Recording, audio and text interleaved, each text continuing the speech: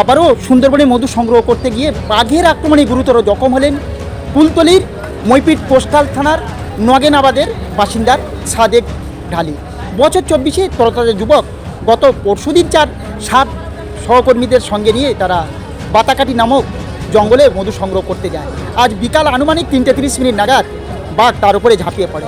সঙ্গী সাথীদের অসীম সাহসিকতা এবং তাকে ফিরিয়ে আনলেও এই মুহূর্তে তার অবস্থা আশঙ্কাজনক। সঙ্গীর লোকজনেরা তড়িঘড়ি তাকে নিয়ে আসে জয়নগর কুলতলি গ্রামীণ হাসপাতালে। এই মুহূর্তে সেখানে চিকিৎসাধীন। এ বিষয় নিয়ে সঙ্গীর সাথীরা কি জানাচ্ছেন শুনুন তাদের কথা। দাদা কি বলবেন, কিভাবে এই দুর্ঘটনা ঘটলো? গত 4 দিন আগে নগেনাবাদ আমাদের মুসলিম পাড়া থেকে 7 জন মধুর পাশে মধু কাটতে গেছিলো জঙ্গলে।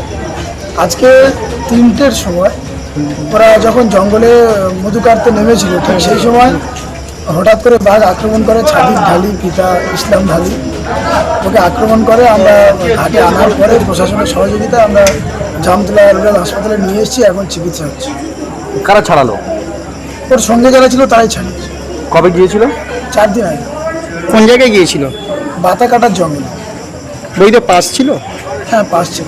কি নাম আপনার? আমার রেজাউল গাজী। দাদা কি নাম আপনার?